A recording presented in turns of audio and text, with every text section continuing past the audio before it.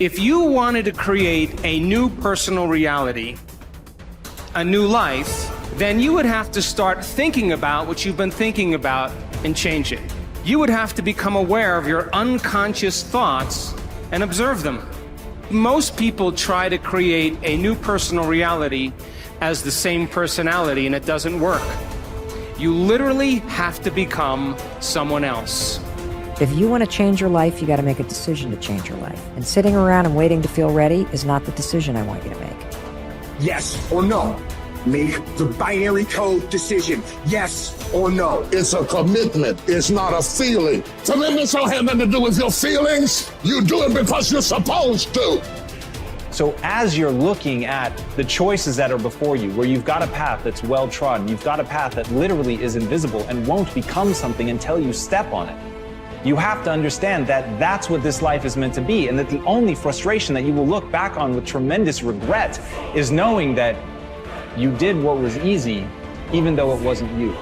You can do anything you want without limitation. Whatever it is that you decide you want to make come true in your life, you can do that. It is going to take an inhuman amount of work. You're going to have to be prepared to break yourself in half. You are going to have to learn more than anyone has ever learned. You're going to have to push yourself harder than anyone has ever asked you to push yourself before. You're going to go way beyond your breaking point. And why? Because as Malcolm X said, the future belongs to those who prepare for it today. In this life, to be successful, you always need to stay ready. Because your opportunity will come and go before you even know it. These are the moments, the opportunities that will come and pass us by. And it's about taking the time to prepare so we can capture the moment, so that we can win that very moment. Successful people know that if you stay ready, you don't need to get ready. You do not prepare to be against the world. You prepare to act reasonably within a chaotic world where not everybody is as well prepared as you are. The question is, will you do it for yourself?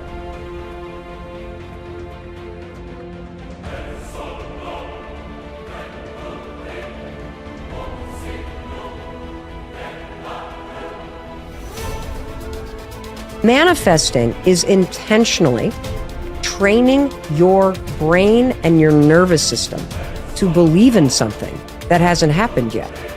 That's what manifesting is. Manifesting is a power tool. It's backed by neuroscience. It is backed by years of research. And when used properly, it helps you achieve your goals because it helps you prepare to do the work. I use science-backed manifesting tools every single day to shut down the negative conversations in my life and to live a big life and to take big risks. And dude, Olympic athletes use manifesting. And we're going to get into how Olympic athletes and the world's leading, business leaders and successful people everywhere use it. But I'm telling you right now, the way you shut down your internal conversation that is holding you back is manifesting. Manifesting is one of the first things you have to learn how to do to get started on making this a reality. So what is manifesting? Manifesting is mentally training for getting what you want. That's all that it is. It is part of the toolkit that successful people around the world use. Let me tell you what manifesting is not. Manifesting is not thinking thoughts and then hoping they come true. That is what people do on their 7th birthday, and they blow out the candles. That is not what we are doing here. Manifesting is based in neuroscience. It is a tool that you are going to use precisely, intentionally, systematically, with purpose. Because you use manifesting to rewire your mind and your body and your spirit to help you do the work to achieve your dreams. When you use manifesting properly, you are removing the mental obstacles of self-doubt, resistance, fear, perfectionism, feeling overwhelmed, other people's expectations, all that stuff that is holding you in place right now, that makes you spin in circles. Manifesting clears that out, and it programs, using science, a completely different way of thinking and feeling about the things that you want to create in your life. And when you manifest properly, it's almost like the pre-game training that you do before the big game. It prepares you to take action. It boosts your confidence. It gets you ready to do that thing. There's 3 P's that you got to annihilate, crush, or destroy if they're getting in the way of your progress in a relationship or your career or your happiness or your health. These are the 3 P's that make learned helplessness. Number 1, you think the problem is permanent. Once you've had enough disappointment, sometimes your brain doesn't want to get disappointed, so it's a permanent problem. Please write down, no problem is permanent, only your soul is permanent. Nothing's forever. Everything changes, everything eventually ends, and something new begins. That's part of life. Those are the seasons of life. The second P that keeps people in learned helplessness so they don't change, this belief's got to be annihilated, broken through, and that it's pervasive. That means that because my relationship's not great, my whole life is horrible. Then you're forgetting you do have health, or you do have friends, or you do have a job, or you do have whatever. I can breathe. And the third one is we think the problem is personal. There's something wrong with me. And if you start believing that, it becomes self-fulfilling. You give up. See, I'm not good enough. I'm not beautiful enough. I'm not smart enough. I always screw it up. So those 3 P's got to be destroyed. If we don't have a sense of purpose, then you're doing the thing you're doing just for the sake of doing it, right? Like I'm making money just for the sake of money. I'm turning this wrench just for the sake of turning this wrench. And when we do things that contribute to something else, contribute to something bigger, it gives our lives and our work meaning.